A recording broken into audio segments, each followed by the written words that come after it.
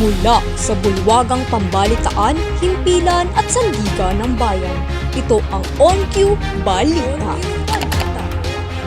Mga kaganapang nakalap sa buong lalawigan, mga isyong tinututukan.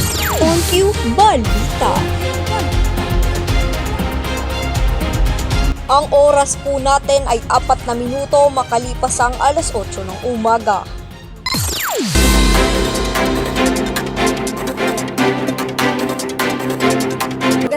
Magandang umaga po sa ating mga kababayan. Ako po ang inyong kaagapay ngayong umaga.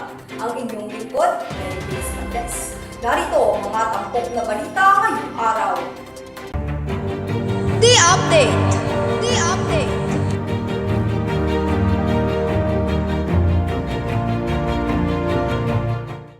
Parada ng Bila-Bila Festival nagpatuloy sa kabila ng ulan sa bayan ng Buwak, Marinduque kahapon.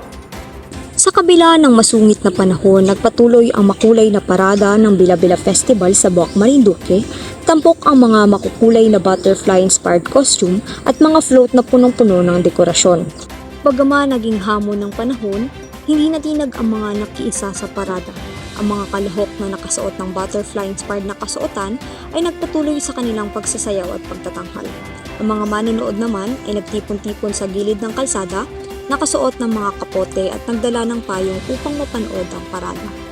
Ayan talaga yung pagpapala ng Diyos ang binigay na yan. Lahat ng mga binigay ng pag-ulan ay pagpapala. Kailangan natin yan eh.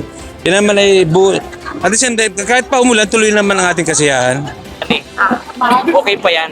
Mas maganda nga yung ulan eh. Dahil kailangan na talaga natin yung ulan.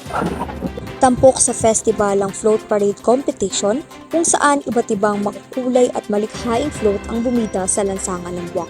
Ang bawat float ay pinalamutian ng mga nagagandahang bulaklak, makukulay na paru-paro at iba't ibang likhang sining na nagpapakita ng kultura at tradisyon ng Marinduque. Ang Bila-Bila Festival ay isang taunang selebrasyon na naglalayong ipakita at ipagdiwang ang mayamang kultura ng Marinduque.